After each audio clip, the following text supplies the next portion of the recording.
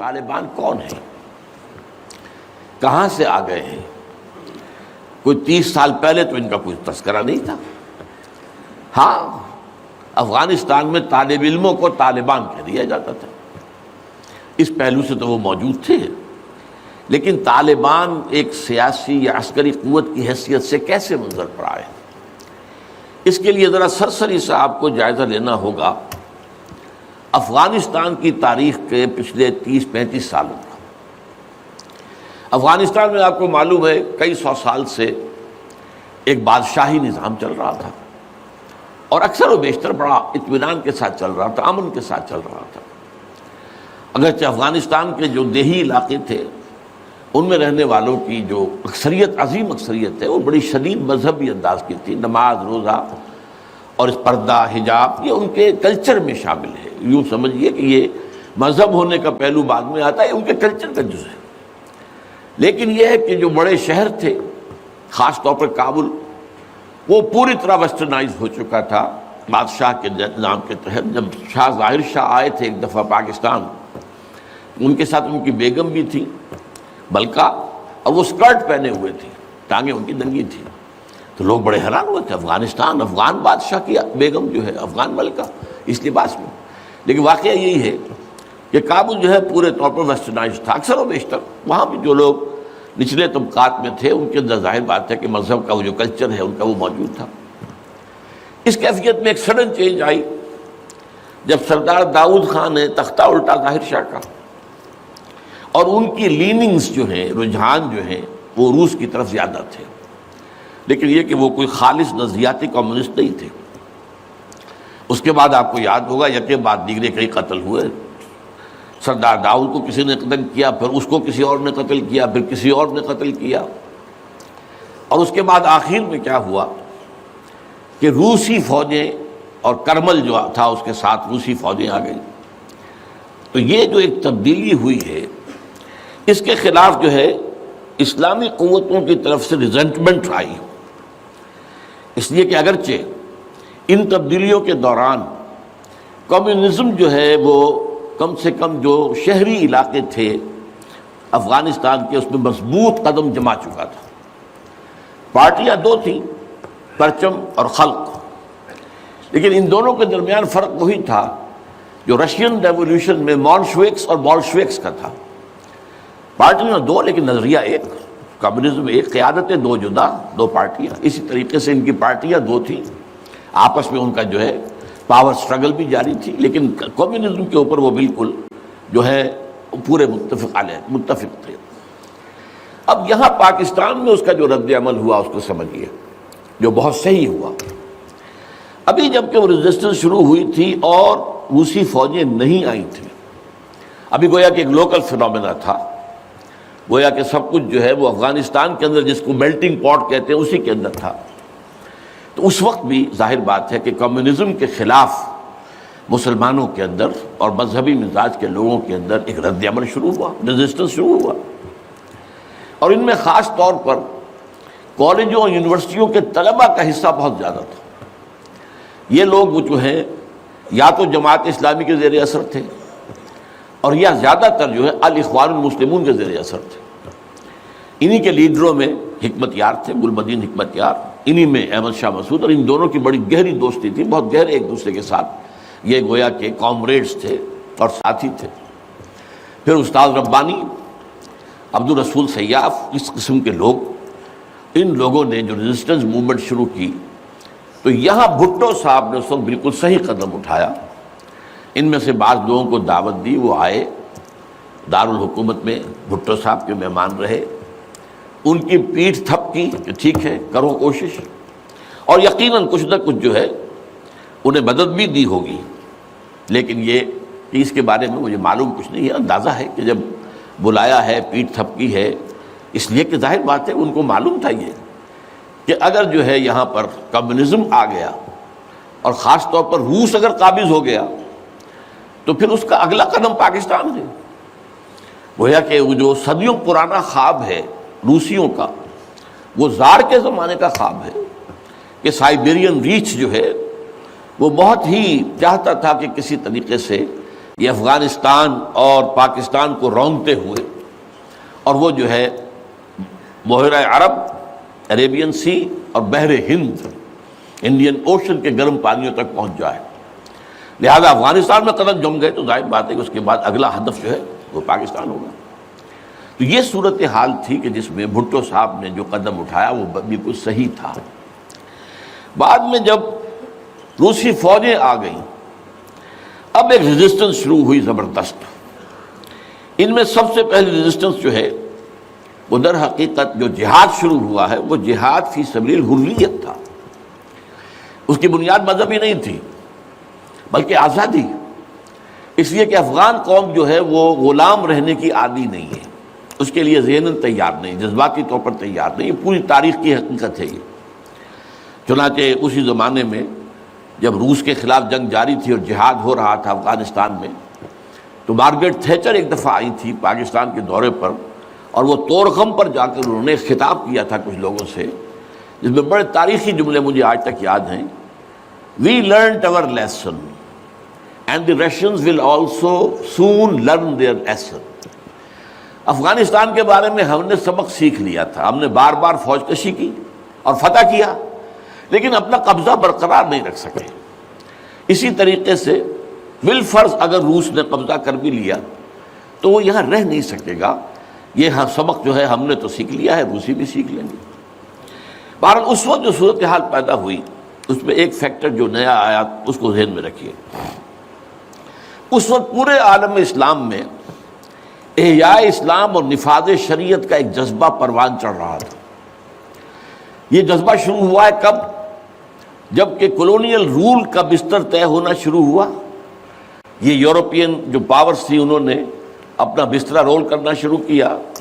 تو جیسے جیسے مسلمان ممالک آزاد ہوئے ان کو یاد آیا، جیسے آدمی کو نیند سے اٹھے تو یاد آیا کہ میں نے کوئی خواب دیکھا تھا، یاد آیا کہ ہمارا بھی تو ایک نظام ہوتا تھا نا، یہ انگریزوں کے آنے سے پہلے یا بلندیزیوں کے آنے سے پہلے یا فرانسیسیوں کے آنے سے پہلے یا اطالویوں کے آنے سے پہلے یا اسپینیئرز کے آنے سے پہلے، یہ آخر ہمارا ایک نظام تھا، تو اب ہم اس نظام کو دوبارہ قائم کریں۔ یہ ایک جذبہ تھا، اگرچہ مبہم تھا، واضح نہیں تھا، اور یہ کہ آج کے دور میں اسلامی نظام کیا ہوگا، کیسے ہوگا، اس کے کوئی واضح تصورات نہیں تھے، لیکن جذبہ موجود تھا۔ اسی کو علامہ اقبال نے جو ہے ابلیس کی زبان سے کہلوایا ہے، وہ ابلیس کی مجلس شورا میں، کہ ہے اگر کوئی خطر مجھ کو تو اس امت سے ہے، نہ مجھے جمہوریت سے کوئی اندیشہ ہے، ہم نے خود شاہی کو پہنایا جمہوری لباس، یہ تو ہم نے خود ہی اس کو ایک لباس اڑا دیا ہے شاہی کو، اور اسے جمہوریت کا رنگ دے دیا ہے۔ وہ انڈیویجول ساورنٹی کی بجائے پاپولر ساورنٹی، کلیکٹیو ساورنٹی، وہ شرک جو کا تو ہے، کفر جو کا تو ہے، اور نہ مجھے اشتراکیت سے کوئی اندیشہ ہے۔ کب ڈرا سکتے ہیں مجھ کو اشتراکی کوچہ گرد؟ ہاں ہے اگر کوئی خطر مجھ کو تو اس امت سے ہے جس کی خاکستر میں ہے اب تک شرار آرزو۔ یہ جو جذبہ تھا اور یہ جو تڑپ تھی، یہ اگرچہ پورے عالم اسلام میں تھی، لیکن کہیں بھی اس کی کوئی کامیابی کی صورت نظر نہیں آ رہی تھی، جذبہ موجود تھا۔ اس وقت ایسا ہوا کہ جہاد افغانستان کو ایک تو اس جذبے نے سپورٹ کیا، اور یہ جذبہ کھنچ کر آیا کہ شاید ہاں افغانستان کے اندر اب یہ کام عملاً ہو جائے گا۔ اس لیے پوری دنیا سے لوگ آئے، والنٹیئرز آئے، انہوں نے جانیں دی، انہوں نے وہاں پر محنتیں کی، اپنے کوئی انڈونیشیا سے چلا آ رہا ہے، کوئی برما سے چلا آ رہا ہے، کوئی فلسطین سے چلا آ رہا ہے، کوئی فلپائن سے چلا آ رہا ہے، کوئی تھائی لینڈ سے چلا آ رہا ہے، کوئی سعودی عرب سے چلا آ رہا ہے، کوئی مصر سے چلا آ رہا ہے، کوئی لیبیا سے چلا آ رہا ہے، کوئی چچنیا سے چلا آ رہا ہے، یہ سارے لوگ آئے وہاں، اس لیے کہ جذبہ یہ کہا گیا کہ یہ جہاد فی سبیل اللہ ہے۔ میں واضح کر چکا ہوں کہ میرے نزدیک وہ جہاد فی سبیل اللہ نہیں تھا۔ جہاد فی سبیل اللہ کی جو شرائط ہیں وہ یہ ہے کہ پہلے دعوت اور اس میں اتمام حجت، پھر جو دعوت کو قبول کرے انہیں منظم کرنا، ڈسپلن آرگنائزیشن میں لانا، ایک امیر کے تابع ہو کر اس سے بیعت کر کے، اور پھر یہ کہ ان کی تربیت، ان کا تزکیہ یہ ہو کہ دل میں سوائے اللہ کی رضا کے کوئی اور جذبہ باقی نہ رہ جائے۔ یہ مال و دولت دنیا یہ نہیں، کچھ نہیں، نہ حکومت نہ سیادت، صرف اللہ کا، اللہ کی رضا، اور یہ کہ جذبہ اتنا ابھر آئے کہ تن من دھن حتیٰ کہ جان دینے کے لیے تیار ہو جائے۔ یہ ساری شرائط ہیں جہاد فی سبیل اللہ کی۔ ظاہر بات ہے کہ وہاں پر تو جو ایک دم حملہ ہو گیا اور روسی فوجی آ گئے تو نہ ان کاموں کا موقع تھا نہ اس کے لیے وقت تھا، وہ لوگ کھڑے ہو گئے۔ یہ جہاد فی سبیل الحریت تھا، آزادی کا جہاد، اور مسلمان جب آزادی کا جہاد کرتا ہے تو وہ بھی جہاد فی سبیل اللہ ہی کی ایک قسم ہے، جائز جہاد ہے، اس میں جان دینا بھی شہادت ہے۔ اگرچہ وہ جو ایک مثبت جہاد فی سبیل اللہ وہ تو ہمیں سیرت صحابہ اور سیرت النبی صلی اللہ علیہ وسلم میں اس کا پورا نقشہ ملتا ہے۔ بہرحال ایک تو یہ کہ وہ کشش ان کو کھینچ کر لائی، دوسری طرف امریکہ نے وہ یہ چاہتا تھا کہ اسے نظر آ گیا کہ روس سے ایک تو جو بڑا پرانا اکاؤنٹ ہے، یعنی یہ کہ جو ویتنام میں روسیوں کے ہاتھوں شکست کھائی تھی امریکہ نے اور بھاگا تھا وہاں سے، تو گویا کہ اس کا بدلہ لینے کا یہ سنہرا وقت آ گیا ہے، اس سے بھرپور فائدہ اٹھایا جائے، اور یہ کہ اگر ہو سکے تو شاید اس حد تک بھی ان کے خیال میں ہو کہ یو ایس ایس آر کو ختم کر دیا جائے۔ میرے خیال میں ایسا نہیں تھا، وہ یہ نہیں سمجھتے تھے کہ یو ایس ایس آر ختم ہو جائے گا، لیکن یہ کہ بہت کمزور ہو جائے گا اور یہ کہ اس کی بلیڈنگ ہو جائے گی۔ اس کے لیے اس نے اس جہاد کا غلغلہ دوسروں سے بڑھ کر، مسلمانوں سے بڑھ کر جو ہے دنیا میں بلند کیا، اور ان جہادی لیڈروں کا کردار بنایا پوری دنیا میں، ان کی شخصیت کی امیجز بنائی ہیں۔ احمد شاہ مسعود کو دی لائن آف پنشیر، پوری دنیا کے اندر اس کے بارے میں جو ہے وہ دھاک بٹھائی گئی تاکہ یہ لوگ زیادہ سے زیادہ لوگ آ جائیں، والنٹیئر مل جائیں۔ ہمارا آدمی تو کوئی نہیں مرے گا، ہم تو پیسے دیں گے اور ہتھیار دیں گے، مریں گے یہ مسلمان مریں گے، چاہے وہ افغان ہیں چاہے باہر سے آنے والے ہیں۔ تو وہ جو غلغلہ جہاد کا تھا، اور اس میں گویا کہ ایک طرح سے امریکہ کے اس ایجنڈے کو نہ جانتے ہوئے نہ سمجھتے ہوئے گویا کہ لا علمی میں جو تقویت پہنچائی وہ ایسے لیڈروں نے جن میں بن لادن بھی ہیں، وہ جہاد کے لیے لوگوں کو کھینچ کر عالم مبارک سے لے کر آئے۔ ان میں عبداللہ ابن عزام بھی تھے شہید رحمۃ اللہ علیہ، انہی میں عمر عبد الرحمن ہے جس وقت امریکہ کی جیل میں پڑے ہوئے۔ یہ سب لوگ کیا تھے؟ جہاد کے نام پر دنیا سے لوگوں کو لے کر آ رہے تھے، اور اس میں گویا کہ نہ جانتے ہوئے ان نوئنگلی وہ امریکہ کے اعلی کار بن رہے تھے۔ بہرحال اس میں نتیجہ جو نکلا، مجاہدین جب مجاہدین کو فتح ہو گئی، ظاہر بات ہے اس میں دونوں فیکٹرز ان میں رکھیے، صرف مجاہدین کی سرفروشی اور جاں فشانی نہیں، امریکہ کے ہتھیار نے یقیناً اس میں ایک بڑا ڈیسائسو رول پلے کیا، خصوصاً تازہ ترین ہتھیار اسٹنگر میزائل جسے دنیا جانتی نہیں تھی وہ دے دیا، اور اصل میں جو روسی فوج جو ہے دل برداشتہ ہو کر بھاگی ہے اس میں اسٹنگر میزائل کا بہت بڑا دخل تھا، کیونکہ ان کا سب سے بڑا ہتھیار تھا جو وہ گن شپ ہیلی کاپٹرز لے کر آتے تھے، اور وہ ظاہر بات ہے جہاں پہاڑوں کے اوپر بھی مورچے لگائے ہوئے تھے وہاں ظاہر بات ہے ٹینک تو نہیں پہنچ سکتے تھے، کوئی اور بمباری وہاں کرنا مشکل تھی، تو یہ گن شپ بڑے جہازوں سے بہت نیچے آ کر بمباری بھی ممکن نہیں تھی، تو گن شپ ہیلی کاپٹر سے جو بمباری وہ کرتے تھے، فائرنگ کرتے تھے، وہ ان کا سب سے بڑا ہتھیار تھا، اور اس کو بالکل ختم کر کے رکھ دیا اسٹنگر میزائل نے، کہ میزائل آپ نے داغا ہے تو وہ یہ نہیں ہے کہ ہدف سے اگر نہ لگے ہدف پر تو ادھر ادھر ہو جائے گا، نہیں، جدھر وہ ہدف جائے گا اس کا پیچھا کرے گا، اس کے پیچھے پیچھے جائے گا، جدھر وہ مڑے گا ادھر وہ مڑ جائے گا۔ درمال کفر ہے سودار، جیسے وہ کفر جو ہے جو رخ موڑ لے تم بھی رخ موڑ لو، اور وہ تباہ کر دیتا تھا گلشی پہ۔ تو یہ بہرحال جو بھی شکست ہوئی روس کو اور وہاں سے وہ چلا گیا، تو اس کے بعد امریکہ بھی فوری طور پر وہاں سے غائب ہو گیا۔ اس نے مجاہدین کے اندر گروپ بندی، باہمی کشاکش، یہاں تک کہ باہمی دشمنی کے بھی بیج بو دیے تھے، اور اس میں آئی ایس آئی بھی رول اس نے پلے کیا ہے۔ آئی ایس آئی یہ چاہتی تھی کہ یہاں کوئی ایک مضبوط ایسی حکومت نہ بن جائے کہ جس کو جو ہمارے پھر کنٹرول میں نہ رہے، لہذا آئی ایس آئی والوں کا جو بھی رول ہوگا نیتی سے پاکستان کے لیے۔ لیکن یہ مجھ سے ایک مجاہدین لیڈرز میں سے ایک صاحب نے خود کہا کہ ہمیں لڑوایا آئی ایس آئی نے، میں نہیں کہہ سکتا کتنی اس میں درستی ہے اور کتنی غلطی ہے، لیکن امریکہ نے یہ کیا کہ لڑا کر ان کو بجائے اس کے کہ کوئی حکومت وہاں قائم کرواتا اور آرام کے ساتھ وہاں سے رخصت ہوتا، اس حکومت کو مستحکم کر کے، جیسے کہ وہ اپنا سر توڑ زور لگا رہا ہے عراق کے اندر کہ یہاں کوئی حکومت جو ہے وہ قائم ہو جائے، مستحکم ہو جائے، پھر یہاں سے ہم رفتہ رفتہ نکلے، وہ فوراً بھاگے، آپس میں وہ جو ہے دشمنی کے بیج بو کر۔ نتیجہ کیا نکلا؟ وہ جہاد فی سبیل اللہ فساد فی سبیل اللہ بدل گیا۔ وہ تباہی آئی ہے افغانستان پر جو پہلے نہیں آئی تھی، روسیوں کے ہاتھوں نہیں آئی تھی، خاص طور پر کابل میں۔ اصل تباہی و بربادی جو خانہ جنگی سے آئی ہے،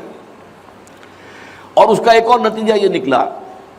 کہ مختلف علاقوں میں وارڈ لارڈز نے اپنی چھوٹی چھوٹی حکومتیں ریاستیں قائم کر لی۔ وارڈ لارڈز، ہتھیار ان کے پاس ہیں، اور وہ ہتھیار جو ہیں اس جنگ کے اندر امریکہ کے دیے ہوئے ان کے پاس بہت کافی جو ہے ابھی موجود تھے، ان کا اسلحہ خانہ تھا،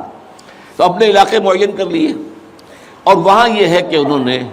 ٹیکس لینے شروع کی، جگہ ٹیکس، جو بھی گاڑی گزرے، بس گزرے، کوئی منی بس گزرے، کوئی ٹیکسی گزرے، ٹیکس دو۔ یہاں سے نکل کر اگلے میں گئے تو وہاں پھر ٹیکس دو، وہاں سے نکل کر اگلے کوئی وارڈ لارڈ کا علاقہ آ گیا وہاں ٹیکس دو۔ اور نہ صرف یہ کہ ٹیکس، بلکہ وہ یہ بھی کہا جاتا ہے کہ وہ خوبصورت عورتوں کو بھی اتار لیتے تھے اور خوبصورت لڑکوں کو بھی اتار لیتے تھے۔ یہ جو صورتحال تھی، اس سے افغان لوگوں کا کہ ناک میں دم آ گیا، سخت پریشان ہو گئے۔ اچھا، یہ جو میں نے کہا ہے کہ یہ امریکہ نے جو مجاہدین کی قیادت تھی اسے آپس میں لڑا کر پھر یہاں سے بھاگ جانے کے اندر آفیل سمجھی، اس کی وجہ یہ تھی امریکہ کو اندیشہ تھا کہ یہ لوگ پڑھے لکھے جدید تعلیم یافتہ ہیں، یہ انجینئرز ہیں، گلبدین حکمت یار، احمد شاہ مسعود، استاد ربانی بڑے عالم ہیں، فاضل ہیں، عبد الرسول سیاب الازہر کے پڑھے ہوئے تھے، اسی طریقے سے صبغت اللہ جو ہیں وہ بھی بڑے عالم آدمی تھے اور پڑھے لکھے آدمی تھے، جدید تعلیم یافتہ بھی اور قدیم تعلیم یافتہ بھی۔ تو اس اعتبار سے انہیں اندیشہ تھا ان لوگوں کی حکومت بن گئی اگر تو یہ ایک ماڈرن اسلامک اسٹیٹ بنا دیں گے، اور یہ وہ شے ہے جو ہمارے لیے سب سے زیادہ خطرناک، سب سے زیادہ ناپسندیدہ معاملہ ہوگا، اس لیے کہ اگر واقع طرح کی ماڈرن اسلامک اسٹیٹ وجود میں آ گئی تو ہمارے نظام کا خاتمہ ہو جائے گا۔ وہ تو یہ کہ سورج طلوع ہوتا ہے تو تاریکی تو جائے گی، رات کو تو جانا ہی جانا ہے، وہ تو جب تک سورج طلوع نہیں ہوتا رات کی تاریکی ہے، یہ انہیں اندازہ تھا خوب۔ بہرحال اس لیے انہوں نے خاص طور پر ان کو آپس میں لڑایا بھی۔ اس کے بعد یہ ہے کہ جب افغانستان کے لوگوں کے ناک میں دم آ گیا تو اب یہ ایک مرد مجاہد ملا عمر کھڑا ہوا، وہ کوئی بڑا عالم دین نہیں بلکہ پوری طرح جو ہے وہ تعلیم یافتہ بھی نہیں ہے عربی مدارس وغیرہ سے، اور ان کے ساتھ عربی مدارس کے طلباء طالبان وہ کچھ کھڑے ہو گئے، کمر کس لی کہ اب یہاں کسی طرح امن قائم کیا جائے۔ یہ پکار ایسی تھی کہ جو گویا کہ افغانوں کے دل کی پکار تھی، تنگ آئے ہوئے تھے ان وار لارڈ سے اور ان کے مظالم سے اور ان کے استحصال سے، لہذا وہ جہاں گئے ان کا استقبال ہوا۔ بہت سے لوگوں نے اپنے ہتھیار ان کے حوالے کر دیے، یہاں تک کہ گلبدین حکمت یار جو بالکل کابل کے پاس پڑا ہوا تھا اپنی فوجیں لے کر، اور گویا کہ وہ کسی فائنل اسالٹ کی تیاری میں تھا، جب یہ آئے ہیں تو اس نے راستہ دے دیا اور خود پیچھے ہٹ گیا۔ اس طریقے سے یوں سمجھیے کہ در حقیقت افغانستان میں ان طالبان کی حکومت جو ہے یہ گاڈ گیون ہے۔ وہ جو ایک شعر ہے کہ خود بخود تیار ہے پکے ہوئے پھل کی طرح، دیکھیے گرتا ہے آخر کس کی جھولی میں فرنگ۔ تو یہ حالات نے اس درجے صورت اختیار کر لی تھی کہ یہ طالبان کو کوئی ریزسٹنس نہیں ملی اور ان کی جو ہے ایک حکومت قائم ہو گئی، بلکہ یہ گویا کہ اللہ تعالیٰ کی جو ہے حکمت کا ایک ظہور ہوا ہے۔ اس میں امریکہ نے اور امریکہ کے کہنے پر پاکستان نے، سعودی عرب نے، امارات نے طالبان کو سپورٹ کیا۔ بے نظیر کی حکومت تھی، کہاں بے نظیر جیسے سیکولر ذہن کی اور آزاد خیال قسم کی عورت، کہاں طالبان مولوی ملاٹے ان کے خیال کے مطابق۔ سعودی عرب نے امریکہ کے حکم سے مدد دی، امارات نے مدد دی، پاکستان نے تسلیم کر لیا، سعودی عرب نے تسلیم کر لیا اور امارات نے تسلیم کر لیا۔ ان کی جو ہے ایمبیسڈرز وہ آ کر یہاں بیٹھ گئے۔ اس کی وجہ کیا ہے؟ امریکہ سمجھتا تھا یہ ٹھیک نہیں، یہ ملا ملاٹے ہیں، انہیں کوئی دنیا کا تو علم ہے نہیں، یہ جانتے ہی نہیں، لہذا ان سے کھیلنا آسان ہے، انہیں ہم اپنی انگلیوں پر نچائیں گے، ان کو کٹ پتلی بنا لیں گے۔ اس پہلو سے انہوں نے کہا کہ یہ اچھا ہے، یہ لوگ اگر آ جائیں تو ٹھیک ہے، وہ خطرہ نہیں ہے کہ یہاں کوئی ایک ایسا اسلامی نظام سامنے آ جائے جو جدید دنیا کے تمام تصورات و تقاضوں کو بھی پورا کرتا ہو اور کتاب و سنت کے تقاضوں کو پورا کرتا ہو، اس کا کوئی اندیشہ نہیں ہے، لہذا انہیں مدد دی۔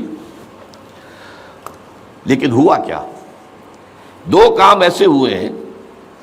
کہ ایک تو افغانستان کے 90% علاقے پر قبضہ جو ہوا تو امن، کلی امن، چوری ختم، ڈکیتی ختم، زنا بالجبر ختم، زنا ختم، تو اب آنکھیں کھل گئی امریکہ کی یہ کیا ہو رہا ہے،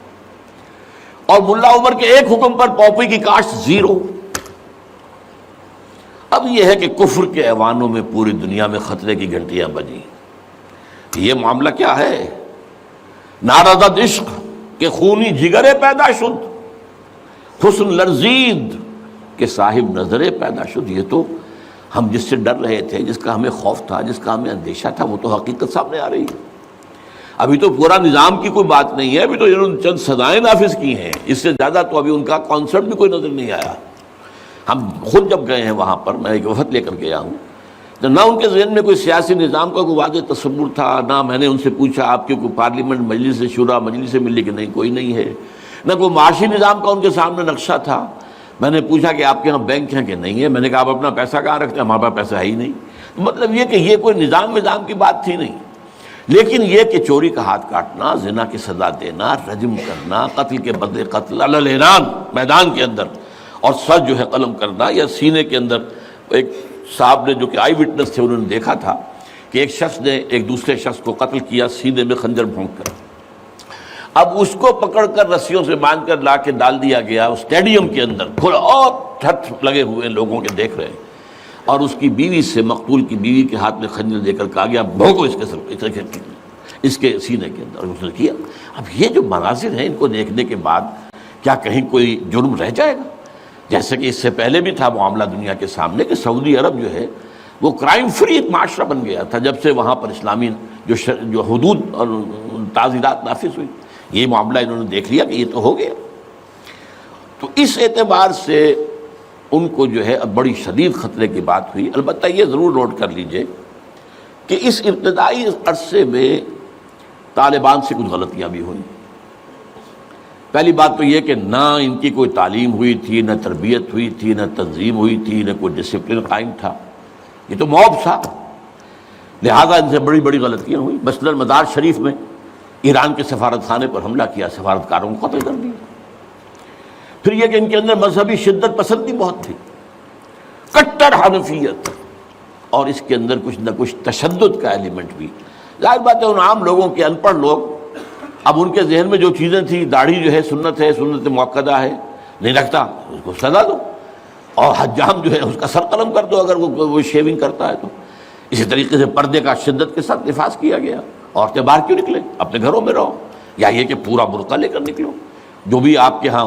دنیا بھر میں شٹل کاک جس کو کہتے ہیں، وہ جو ایک خیمے کی شکل میں ہوتا ہے، تو وہ نہیں رہو۔ تو اس حوالے سے سخت تشدد پسندی بھی ہوئی ہے، اور کچھ غلطیاں بھی ہوئی ہیں، کچھ زیادتیاں بھی ہوئی ہیں، اور کچھ انتہائی تنگ نظر مذہبیت بھی ہوا۔ یہ حقائق ہیں جو ہمیں ماننے پڑیں گے۔ اب جب پوری دنیا کے اندر یہ ایک خطرے کی گھنٹیاں بج گئیں عالم کفر کے اندر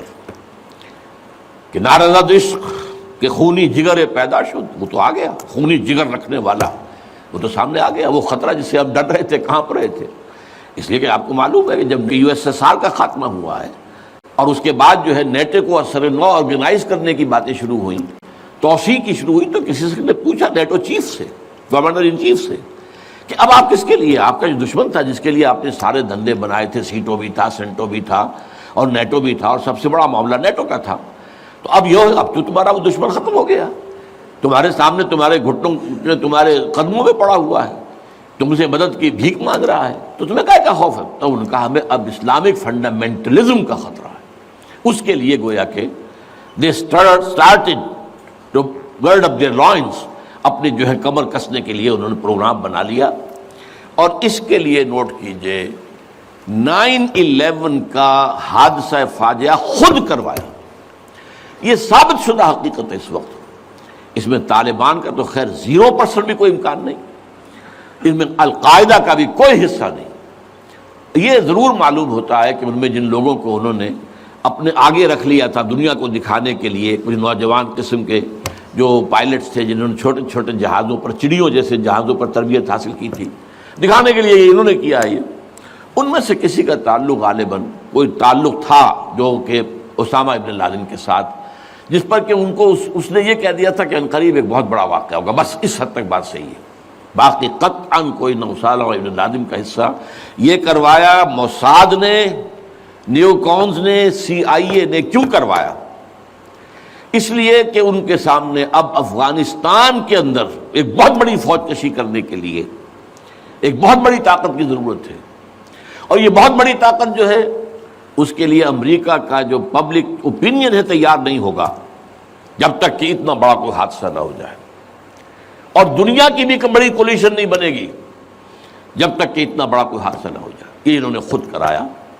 اس لیے کہ اس سے پہلے یہ ایک اور بات جو ہے وہ بیچ میں آ گئی ہے، لیکن میں بیان کر دوں کہ یہ تو 90s کے اندر، لیٹ 90s میں بات ہو گئی تھی کہ امریکہ میں جو ٹاپ کے تھنک ٹینکس تھے وہ سوچ رہے تھے کہ 21ویں صدی میں امریکہ اس گلوب کی سپریم سپر پاور کیسے رہے، اپنی اس پوزیشن کو جو حاصل ہو گئی اس وقت اور بھی مضبوط کرے۔ ابھی رشیا اور چائنا تو اس کے دائرہ اقتدار سے باہر ہے، ابھی بھارت بھی تقریباً باہر ہے، لیکن آگے بڑھا کر گلوبل پوری طرح، اور کیسے ہو یہ کہ اسے برقرار کیسے رکھے۔ تو اس پر ان کے تھنک ٹینکس تھے، اور اسی پر ان کا ایک مقالہ شائع ہوا تھا، امریکہ نیڈز اے پرل ہاربر، امریکہ کو ایک پرل ہاربر جیسے واقعے کی ضرورت ہے۔ اب یہ تاریخی بات سمجھ لیجئے، امریکہ دوسری عالمگیر جنگ تک، سیکنڈ ورلڈ وار تک انٹرنیشنل معاملات میں کبھی آیا ہی نہیں تھا، وہ تو بڑے آرام سے تھا، دو اوشنز کے درمیان، ادھر اٹلانٹک ہے ادھر پیسیفک ہے، ظاہر بات ہے کہ ان قریب کوئی دشمن ہے ہی نہیں، لہذا اسے تو اپنا معیار زندگی بہتر بناؤ، اپنے حالات بہتر بناؤ، اپنے انوائرمنٹس بہتر بناؤ، اپنا یہ کرو اپنا وہ کرو، بس۔ سیکنڈ ورلڈ وار میں بڑی شدید ضرورت پیدا ہوئی الائز کو، جب جرمنی اور جاپان جو ہے ان کا بھرکس نکال رہے تھے کہ کسی طرح امریکہ کو آمادہ کیا جائے۔ چرچل بھی گیا، اس نے بھی خوشامدیں کی، یہ بھی کہا جان لو اگر ہم ختم ہو گئے تو نیکسٹ باری تمہاری ہوگی، پھر یہ نازی جو ہے تمہیں چھوڑیں گے نہیں۔ پھر بھی وہاں کی پبلک اوپینین جو ہے موبلائز ہونے کو تیار نہیں تھی۔ اب اس کے اوپر ایک کام یہ ہو گیا، جاپانیوں نے بہت بڑا بلنڈر کیا، پرل ہاربر پر، ایک بہت دور دراز کی وہ بندرگاہ تھی جہاں امریکہ کا ایک بہت بڑا جو نیوی کا بیس تھا، اچانک اس پر حملہ کیا، بے شمار ان کے جہاز جو ہے غرق کر دیے، بے شمار لوگ مارے گئے، اور جو بے شمار لوگ جو ہیں وہ زخمی ہوئے یا یہ کہ معذور ہوئے۔ اس پر غصہ چڑھا ہے امریکہ کو، اور وہ سویا ہوا شیر جاگا ہے، اور اس پر پھر وہ سیکنڈ ورلڈ وار میں آیا میدان میں، اور ظاہر بات ہے کہ جرمنی کو شکست اسی نے دی ہے، اور یہ ہے کہ اسی کی فوجیں تھی کہ جو اتنی ہیں نارمنڈی کے ساحل کے اوپر، اور اس کے بعد جو ہے پاسا پلٹا جنگ کا۔ تو اس اعتبار سے یہ خیال کیا گیا کہ کوئی نہ کوئی پرل ہاربر جیسا حادثہ اگر نہیں ہوگا تو امریکن پبلک اوپینین نہیں کھڑی ہوگی، نہ وہ خرچ جو ہے وہ اس کے لیے منظوری دینے کو تیار ہوں گے۔ آخر billions and billions and billions کا معاملہ ہوتا ہے، یہ کوئی ملینز کا تو نہیں ہوتا، لہذا اس کے لیے ظاہر بات ہے کہ وہ کانگریس اور سینیٹ اور یہ سب جو ہے یہ اگر اس کے لیے منظوری دے تبھی تو ہوگا نا۔ تو امریکہ نیڈز اے پرل ہاربر، یہ بات ذہن میں رکھیے۔ اس لیے انہوں نے خود وہ پرل ہاربر امریکہ میں کرایا، اور اس میں پھر پوری دنیا میں دہشت گردی کا خطرہ اور دہشت کا خوف، اور سب سے بڑھ کر امریکہ میں جو سیکیورٹی میجرز لیے گئے ہیں امریکہ میں، ان کا آپ تصور نہیں کرتے، بلینز اور بلینز آف ڈالرز جو ایک شخص کی طرح سے لی جا رہی ہے۔ فون ٹیپ کرنے کی بھی اجازت دے دی گئی، جو امریکہ میں نہیں تھا۔ وہاں جو پرسنل آزادیاں تھیں، انفرادی آزادیاں، ان کا بڑا چرچا تھا، وہ تو ان کا بڑا چیمپئن تھا، لیکن یہ کہ سارا جو ہے ان کی پرائیویسی کا بھی بیڑا غرق، ان کا یہ سب کچھ، ان کے اوپر پابندیاں، اور جو کچھ بھی باہر سے آنے والے ہیں ان کا جس طریقے سے وہ اپنے ایئرپورٹس کے اوپر جو ہے تقریباً نیم برہنہ کر کے ان کی جو ہے تلاشی لینا، یہ سارا کچھ، اور اس پر جو انہوں نے اپنے پورا نظام بنایا انٹیلیجنس کا اور معلومات پہنچانے کا، اس کے اوپر ان کا بے شمار خرچ ہوا۔ بہرحال اس میں عیسائیوں کی صلیبی جنگ کا جذبہ بھی شامل کر دیا گیا۔ ایک امریکہ کی supreme soul, supreme power on earth ہونے کا مقصد۔ نمبر 2، صلیبی جنگ کا جذبہ سویا ہوا اسے بھی جگایا. یہ بش نے بھی کہا تھا، لیکن بعد میں اس نے کہا غلطی ہو گئی، اس نے لفظ واپس لیا تھا کروسیڈ. لیکن یہ ہے کہ فلاڈلفیا، یہ جو امریکہ کا ایک اہم شہر ہے، وہاں سے ایک شائع ہوتا ہے ماہنامہ فلاڈلفیا ٹرمپٹ، اس کے مدیر نے، یہ پروٹیسٹنٹس کا ہے، اور جو ایونجلسٹ کہلاتے ہیں وہاں پر، جو کہ خاص طور پر پرچارک ہیں انجیل کے، یہ ان کا رسالہ ہے. اور انہوں نے یہ لکھ دیا تھا، یہ میں نے اپنے 2 کتابچوں میں کور پر شائع کیا ہوا ہے، وہ بہت خوبصورت، کہ ڈوم آف دی راک جو ہے، جو گنبد سقرا ہے، تو اس کے اوپر جو ہے بڑا خوبصورت تصویر دے کر کہ many people think that crusades are a thing of the past, over forever, but they are mistaken. تو دنیا میں تیاری ہو رہی ہے لاسٹ کروسیڈ کی، یہ اس کے اپنے الفاظ ہیں. اور یہ پورا ایک مکتبہ فکر ہے، ایک پورا ان کا جو ہے بہت آبادی کے اندر بہت انفلوئنشل حصہ ہے. پروٹیسٹنٹ کے اندر خاص طور بیپٹسٹ کے اندر ایونجلسٹ، یہ نیو کونس یا بورن اگین کرسچنز، یہ اصطلاحات جو ہیں اگر آپ پڑھتے ہوں، یہ سب ایک طبقہ ہے جو اصل اعلی کار ہے یہودیوں کا. بہرحال تو اس نے صلیبی جنگ کا بھی جذبہ شامل کر دیا، جس کا نتیجہ کیا نکلا؟ تاریخ انسانی کی عظیم ترین کولیشن بنی. کبھی دنیا میں اتنی بڑی کولیشن نہیں بنی جتنی افغانستان کے خلاف بنی. امریکہ ہے، یورپ ہے، باقی ساری جو مغربی قوتیں ہیں، اور ادھر یہ ہے کہ رشیا کی بھی آشیرواد حاصل ہے، چائنا کی بھی آشیرواد حاصل ہے. رب رب کر دے بڈھے ہو گئے اتے ملا پنڈت سارے، رب دا کھوج کھرا نہ لبا اتے نہ کیتے بئی